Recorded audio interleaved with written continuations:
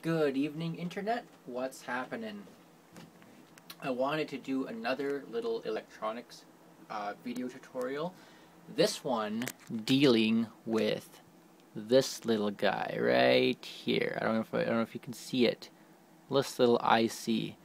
This is called an optical isolator. And what an optical isolator actually is, that one in particular is from SparkFun. It's a single channel Darlington pair driven optical isolator.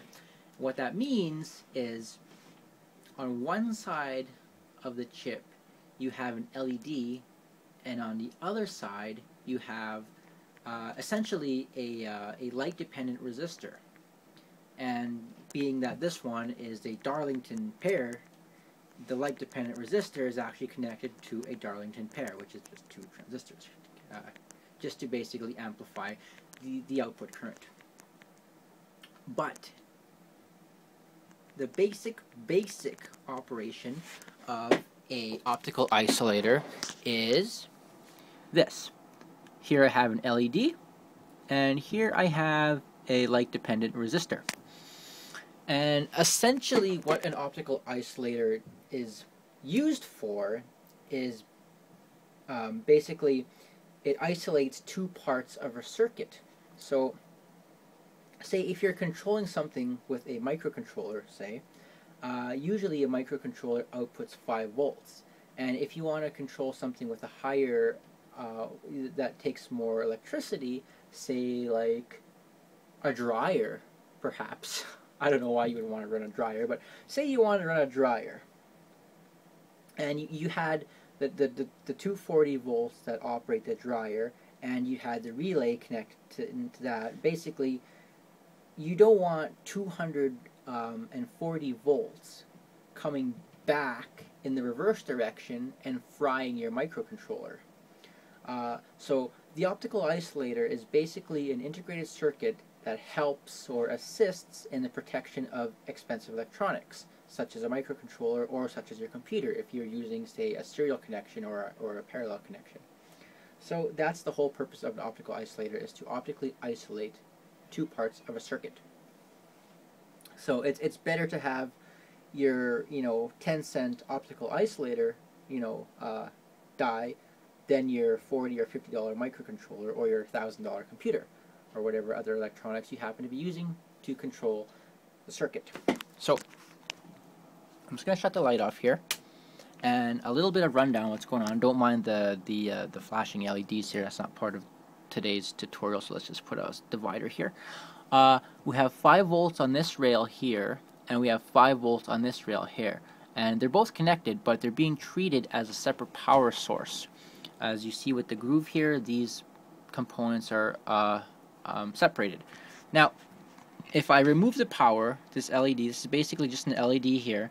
I have a resistor, current limiting resistor, to go to this LED here, and then you plug it in, and it's basically just an LED. And I got my one ground wire here going to ground. Sorry, I moved the camera. And on this side of the circuit, all I have is a current limiting resistor again for this LED, and the return path from the negative side of the LED, or the cathode, goes through this light dependent resistor here, photoresistor, and back into ground. And you can see that the LED is lit very, very dimly, even though that this LED here is not on. That's just because there's ambient light in the room. If I put my finger over this, it should go out almost completely.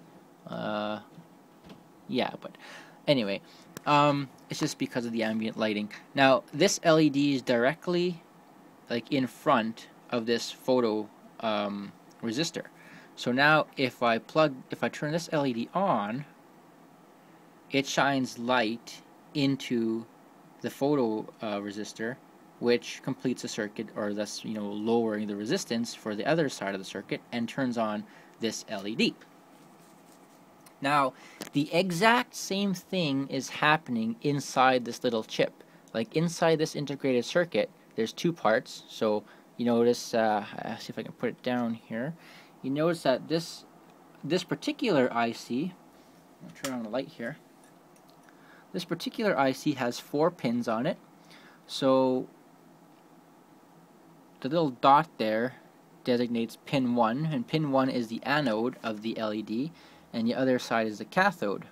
And then on the other side, this side here is the actual photoresistor. So now if we take out this LED and take out that LED and take out this photoresistor, unplug circuit for now, and we'll plug in this optical isolator. And sorry if you can't see, I'll show you in a minute. There. So basically, I have the IC there, and everything's still set up the same. So we have the current limiting resistor from this 5 volts coming into the LED, but the only difference is now it's going into the optical isolator and back to ground. And with this side, we still have a current limiting resistor because inside this chip is actually a light emitting diode, and as such, it needs a current limiting resistor, otherwise it would burn out.